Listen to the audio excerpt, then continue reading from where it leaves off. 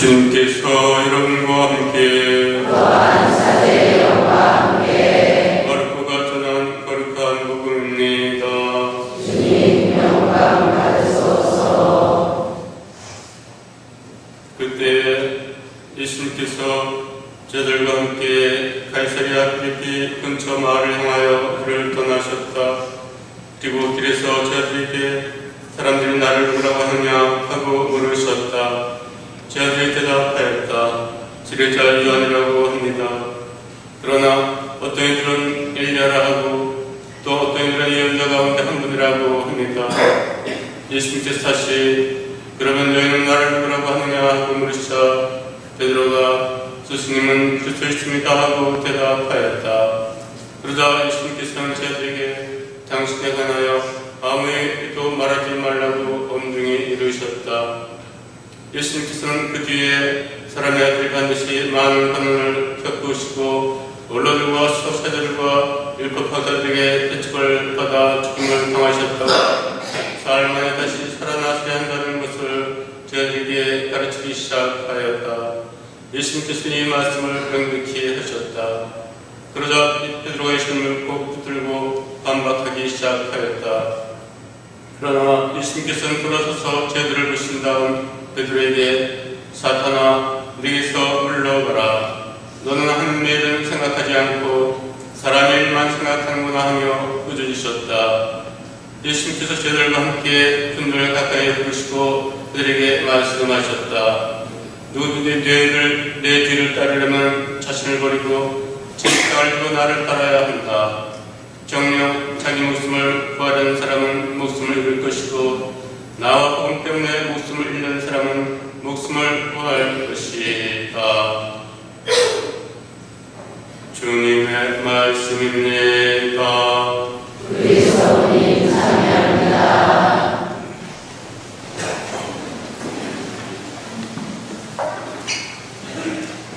참 예수님, 한 주간 잘 보내셨나요? 네. 지난 한 주간 주님의 자녀로서 성실 생활하고 또 다가오는 한 주간을 위하여 주님의 자비와 은총을 간청하면서 오늘도 함께 주님께를 공헌합니다. 오늘은 연중 제24주입니다. 오늘 마르코복음 8장에서 너희가 나를 누구라고 하느냐, 누구라고 생각하느냐 이렇게 물으십니다. 예수님의 질문입니다. 선생님은 살아계신 하나님의 아들 그리스도이십니다 라는 베드로의 답변이 따라옵니다. 이 성경의 의미는 우리가 너무나 잘 알고 있는 내용입니다. 마르코복음의 중간 부분 클라이막스라고 하겠습니다. 1장부터 7장까지를 바로 이 베드로의 신앙 고백을 위하여 7장까지 개진되고 8장에 클라이막스가 이루어지는 것입니다. 그런 관계로 오늘은 그 내용을 뒤집어서 거꾸로 본 묵상을 나눠보고자 합니다.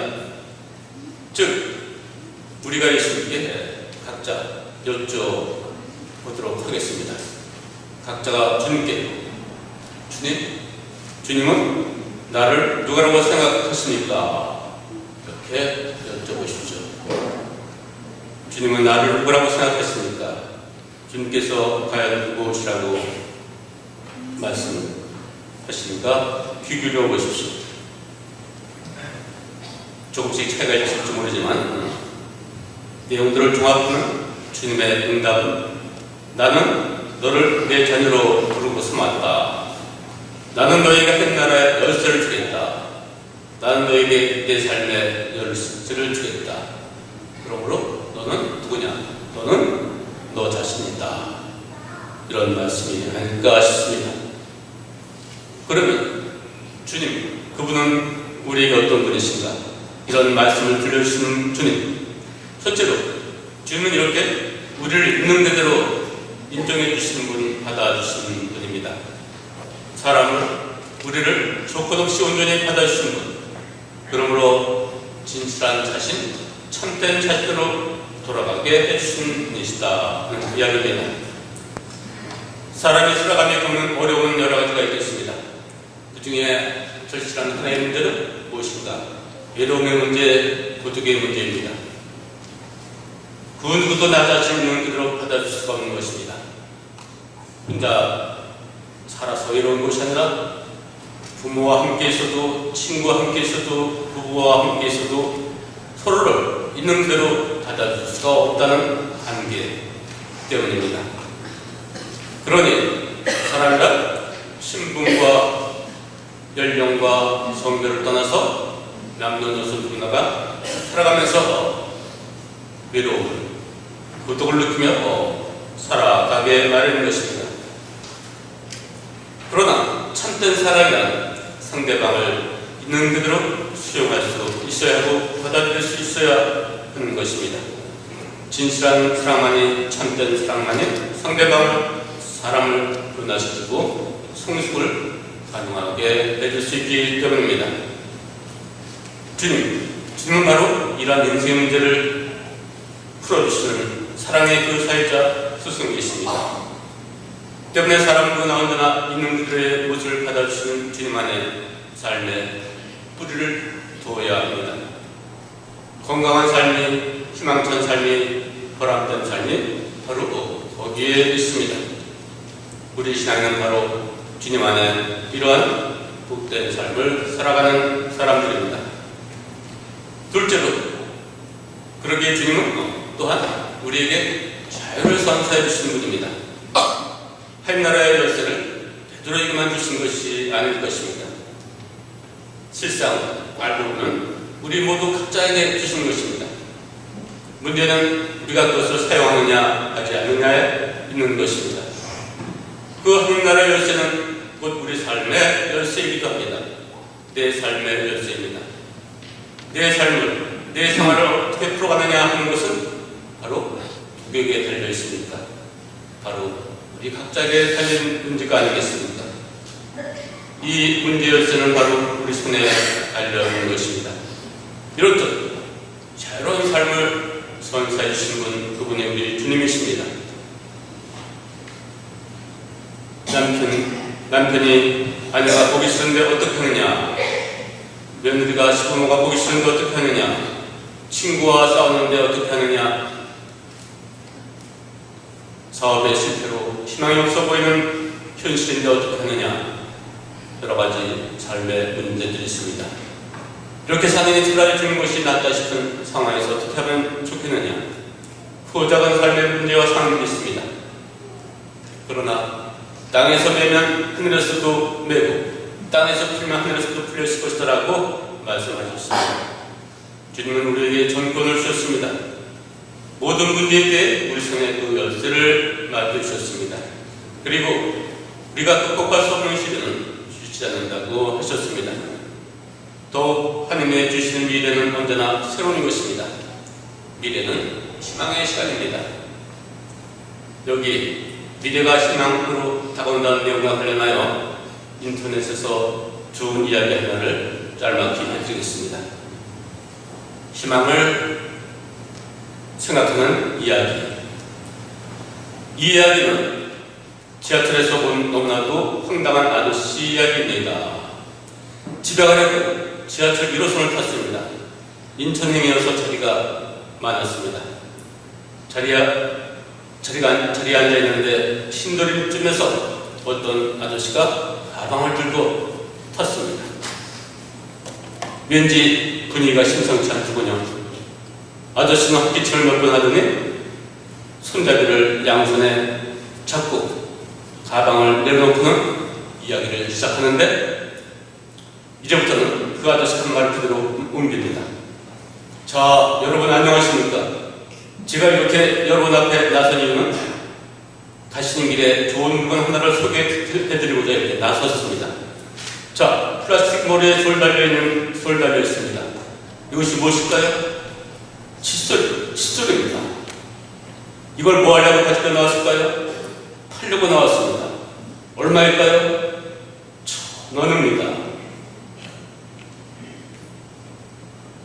뒷면 돌려보겠습니다.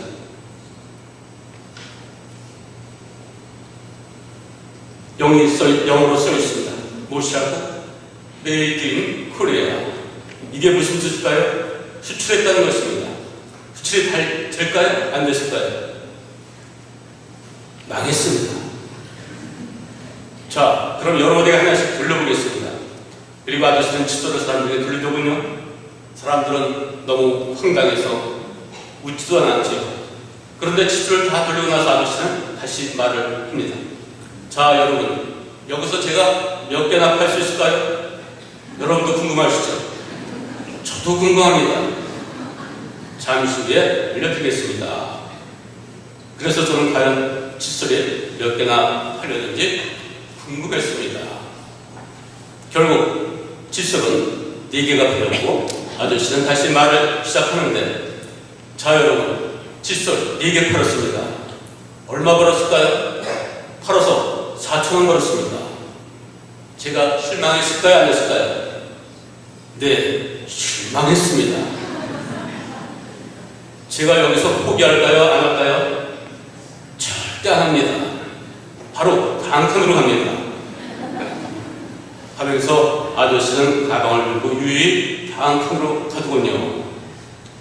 남아있는 사람들은 거의 뒤집어졌습니다. 웃다가 생각해보니 그 아저씨는 웃음만 주는 것이 아니었습니다. 그 아저씨가 우리에게 보여준 더 중요한 것은 희망. 바로 희망이었습니다. 그 아저씨처럼 우리에게도 누구에게나 다음 칸이 있으니까요. 이처럼 희망이 삶의 진실한 것은 누구나 다 아는 진리이기도 합니다. 미래를 포기할 권리는 우리에게, 나에게 없습니다. 그러기에 열심히 사느라면 분명 언젠가는 문제가 불가하게 있을 것입니다. 이렇게 우리는 지금의 나, 현실의 나를 능대로 받아주시는 주님을 통해서 내가 누구인지를 더 잘 깨달아야 하겠습니다. 그래서 기력을 회복하고 주님이 맡겨주신 내 삶의 열쇠를 스스로 찾아 나서야 하겠습니다.